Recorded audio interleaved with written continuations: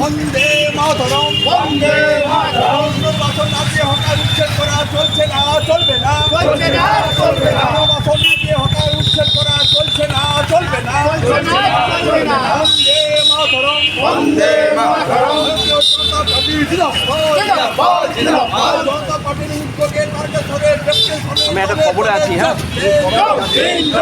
পুনর্বাসন না দিয়ে হকার উচ্ছেদ করা চলছে না চলবে না চলবে না বন্দে মাতরম বন্দে মাতরম জনতা পার্টি জিন্দাবাদ জিন্দাবাদ জনতা পার্টি জিন্দাবাদ জিন্দাবাদ বলে আশ্রিতরা গুন্ডারা দিকে দিকে সাধারণ মানুষের উপর আক্রমণ হচ্ছে কেন শাসক তুমি জবাব দাও জবাব চাই জবাব চাই জবাব দাও জবাব চাই জবাব দাও।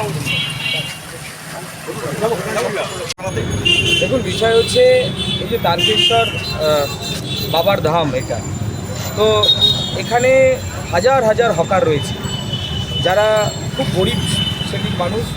তারা এখানে আসে সামান্য পেট চালানোর জন্য, তারা এই হকারগিরি করে। তাদেরকে উচ্ছেদ করার জন্য এই তৃণমূল পরিচালিত পৌরসভা এরা একটা ব্যাপক ষড়যন্ত্র তৈরি করেছে। বিশেষ করে আমরা দেখতে পাচ্ছি কয়েকদিন ধরে বুলডোজার লাগিয়ে সেই হকারদেরকে উচ্ছেদ চালানো হচ্ছে। হকারদের পুনর্বাসন না দিয়ে এই সকল গরিব পরিবারগুলো যাবে কোথায়? এই হকার ভাইরা যাবে কোথায়? সেই জন্য আজকে আমি খানাকুলের বিধায়ক এসেছি, আমাদের সামনে আছেন আরামবাগের বিধায়ক মধুসূদন দা, এসেছেন গোঘাটের এমএলএ বিশ্বনাথ কারক, এখানকার যারা কার্যকর্তা তারাও এসেছেন।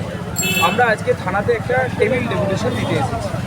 আমরা চেয়েছিলাম আজকে বড় রকমের আন্দোলন করতে, কিন্তু আজকে যেহেতু ঈদের এই কিন্তু রথের ব্যাপার আছে, এই রথের ব্যাপারের জন্য আমরা কিন্তু অনেকটা আজকে আমাদের আন্দোলনটাকে ছোট করে নিয়েছি।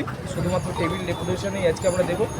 যদি এই হকার উচ্ছেদ চলতে থাকে, সেই সঙ্গে ভারতীয় জনতা পার্টির কার্যকর্তা যারা রয়েছেন তাদের বেছে বেছে তাদের দোকানগুলোকে তুলে দেওয়া হচ্ছে। অনেক কার্যকর্তাকে অত্যাচারিত করা হচ্ছে। নির্বাচনের পর থেকে সন্ত্রাস চলছে। এই এলাকার অনেক ভারতীয় জনতা পার্টির কার্যকর্তা তারা বাড়িতে ঢুকতে পারছে না, তাদের দিকে পুলিশ প্রশাসন দেখছে না।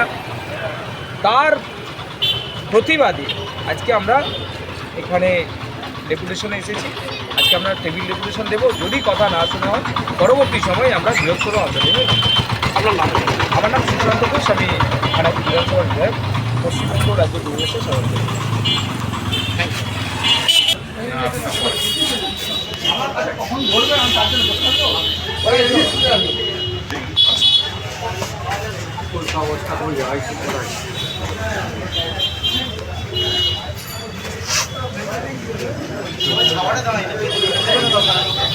আমরা কি